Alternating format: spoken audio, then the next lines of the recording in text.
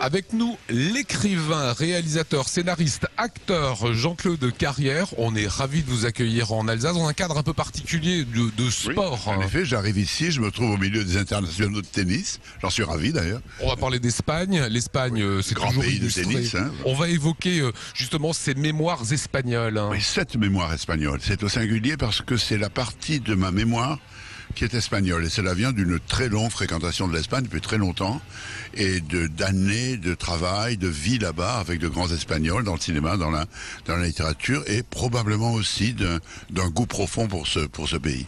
Vous êtes issu d'une famille de viticulteurs. De petits viticulteurs du midi de la France Et d'ailleurs. on ne lisait pas beaucoup. On ne lisait pas du tout. Moi je suis né dans une maison où il n'y avait pas un livre et pas une image sur les Rien murs. au mur. Et j'ai passé le reste de ma vie dans les livres et dans les images, dans le cinéma et dans la littérature. C'est-à-dire que je suis le témoin de cet immense changement qui a eu lieu dans la société française au XXe siècle. Dans les années 50, on a vu un basculement, après la guerre, extraordinaire de la société. Je suis né dans un pays où 50% de la population était constituée de paysans. Aujourd'hui, c'est 3%, je crois, peut-être même pas. Dans cette mémoire espagnole, il y a forcément l'ombre de Luis Buñuel. Oui, bien sûr. Vous racontez la première rencontre, vous êtes tout jeune. Il y a une trentaine d'années d'écart entre vous et lui, 31 ans.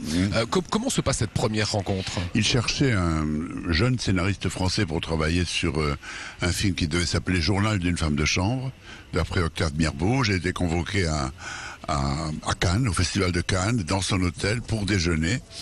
La première question qu'il m'a posée, j'étais très impressionné. Je faisais partie de plusieurs ciné-clubs et rencontrer Buñuel était pour moi rencontrer un mythe vivant.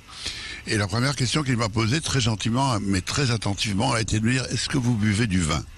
Et quand je lui ai dit que non seulement je buvais du vin, mais que j'étais fils de producteur de vin, son visage s'est éclairé, il a commencé 2 bouteilles et tout allait déjà mieux. Plus tard, il devait me dire: si vous aviez été nul dans le travail, au moins, nous aurions pu parler de vin. Comment vous qualifierez votre relation de travail? Vous expliquez que vous avez du mal à l'expliquer. À l'expliquer parce que c'est 20 ans de travail et d'intimité. C'est à la fois travailler et vivre avec un homme exceptionnel. On a fait 6 films ensemble, plus un livre, Mon dernier soupir, et une relation tellement amicale qu'aujourd'hui encore, je suis très lié avec ses fils, ses petits-fils, ses petites-filles. Nous nous voyons tout le temps, nos 2 familles se sont rapprochées. On retrouve le grand voyageur un petit peu dans votre parcours. Le voyage nourrit l'auteur. Aller quelque part, rencontrer d'autres cultures et d'autres personnes incarnant ces cultures et travailler avec eux, pour moi ça a été la joie de ma vie. C'est-à-dire l'autre me passionne, le différent de moi me passionne. Je suis, je le dis souvent, un hétérosexuel et un hétéroculturel, je l'avoue. Un mot sur cette Espagne d'aujourd'hui et sur la crise qu'elle traverse.